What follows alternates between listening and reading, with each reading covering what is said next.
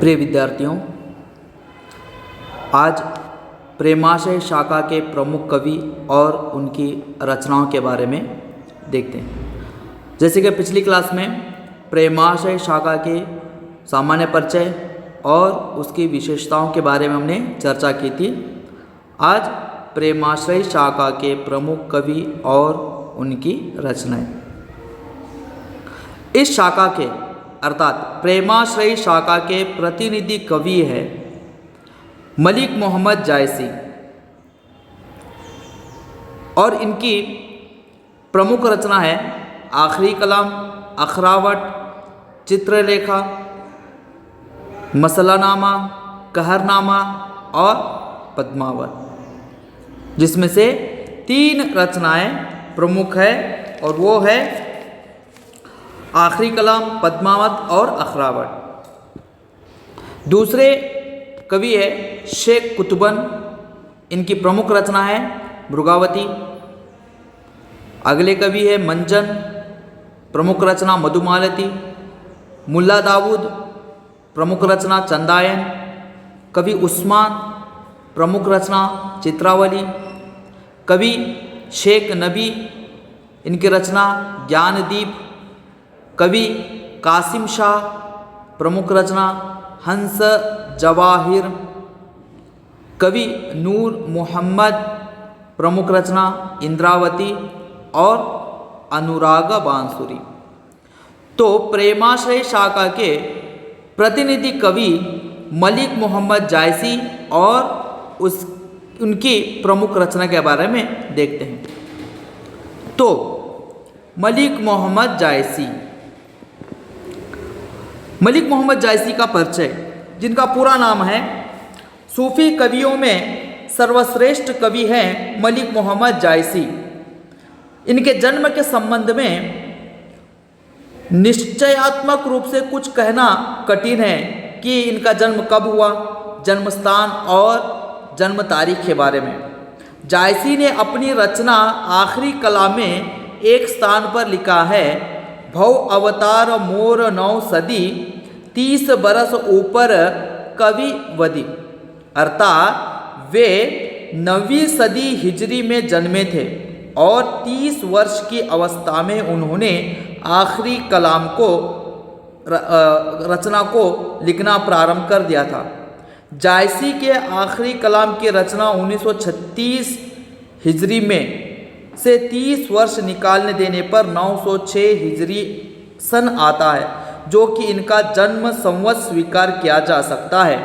अर्थात जायसी का जन्म 1906 में अर्थात सन 1448 में माना जाता है और इनकी मृत्यु सन 1542 बताई जाती है। इनका जन्म स्थान रायबरेली के जायस नगर मोर आस्थान के अनुसार जिला रायबरेली और जायस नगर में इनका जन्म हुआ।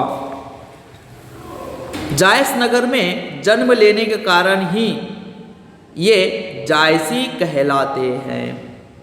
इनके पिता का नाम मलिक शेख ममरेज या मलिक राजे अशरफ था। बचपन में ही माता पिता की मृत्यु के कारण ये साधुओं और फकीरों की संगति में रहने लगे। किंवदंतियों के अनुसार जायसी का विवाह भी हुआ था और इनके पुत्र मकान के नीचे दबकर मर गए थे। अतः साक्ष्य के द्वारा यह स्पष्ट है कि जायसी कुरूप, एक नेत्र से विहीन तथा एक कान से रहित थे। ये लोगों का कहना है, साहित्यकारों का मानना है कि वो एक आंख से अंधे थे और एक कान से बहरे थे। इनकी रचनाएं, प्रमुख रचनाएं, अभी तक जायसी की 3 रचनाएं प्रकाश में आई हैं। आखिरी कलाम 927 से 936 इसका रचना काल है। दूसरा है पद्मावती 927 से 947 इसका रचना काल है। और तीसरा है अखरावट। इनमें इन 3 प्रमुख रचनाओं में पद्मावत प्रमुख रचना है। जायसी बहुत ज्ञानी माने जाते हैं। ज्योतिष शास्त्र, शतरंज में ज़्यादा ज्ञान पा लिया था। जायसी अपने रचनाओं को शुद्ध अवधी भाषा में लिखा करते थे और अपने रचना को अलंकार और विरह के बारे में ज़्यादा लिखा करते थे। कहीं कहीं इनकी रचना में कल्पना की भी वर्णन देखने मिलती है। तो ये मलिक मोहम्मद जायसी का परिचय। अब आइए जायसी के प्रमुख रचना पद्मावत के बारे में देखते हैं। पद्मावत जैसे पद्मावती के जीवन परिचय इसमें देखने मिलता है। पद्मावत हिंदी साहित्य का एक अनमोल रत्न है। इसमें रत्नसेन और पद्मावती की लौकिक प्रेम कहानी के द्वारा अलौकिक प्रेम की अभिव्यंजना की गई है। जैसा कि विशेषताएं, प्रेमाश्रय शाखा की विशेषताओं में मैंने बताया था कि सूफी कवि अलौकिक कहानियों के माध्यम से अलौकिक प्रेम की अभिव्यंजना करते हैं, अर्थात लौकिक रूप में जो ऐतिहासिक पात्र है उनके माध्यम से वे अलौकिक भगवान की प्राप्ति का प्रयत्न करते हैं। तो इनकी रचनाओं में यही कहानी देखने मिलती है। तो जायसी ने पद्मावत में लोक प्रचलित कथा, ऐतिहासिक कथा का भी सुंदर समन्वय कर दिया है, जिसमें सिंहल द्वीप के राजा बृहद्रथ की प्रलौक्य सुंदरी कन्या पद्मिनी की कथा है। वहाँ एक वाचाल और विद्वान शिवदत्त नाम के तोते की चर्चा है। उसने कल्कि के पास पद्मिनी के अपार सौंदर्य की चर्चा की। विष्णु के अवतार स्वरूप कल्कि ने तोते को अपना दूत बनाकर सिंहल देश की राजकुमारी पद्मिनी के अपने नारायण रूप का संदेश भिजवाया। पद्मिनी पूर्व राग के प्रखरण में कल्कि पर मुग्ध हो गई। परिणामतः संबलपुर से कल्कि सिंहल द्वीप पहुंचा।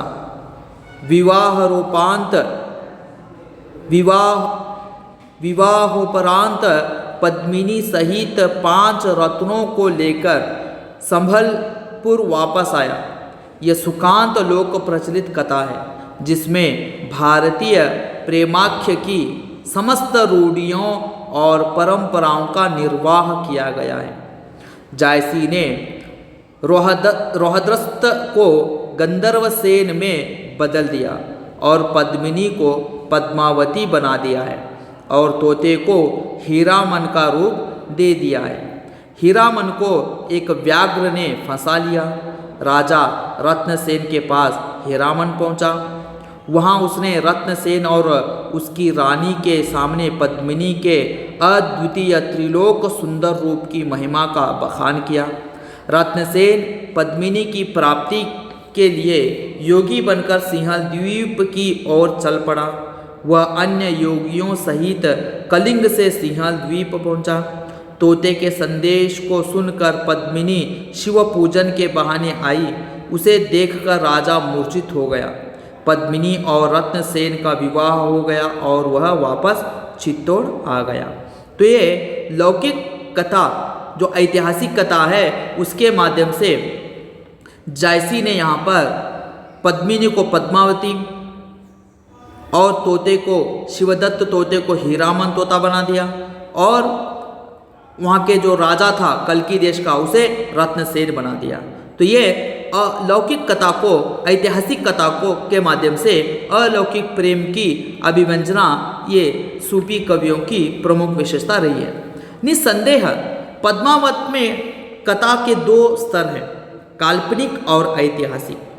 जायसी ने कथानक वर्णन में भारतीय महाकाव्यों की परंपराओं का पालन किया तथा भारतीय लोक संस्कृति का भी समावेश किया है। साथ ही साथ आध्यात्मिक प्रेम की झलकियाँ इसमें मिलती है। इस रचना में विरहग्रस्त को बताते हुए सारे संसार की सहानुभूति को झलकाया है। तो ये पद्मावत रचना की संक्षिप्त परिचय। धन्यवाद।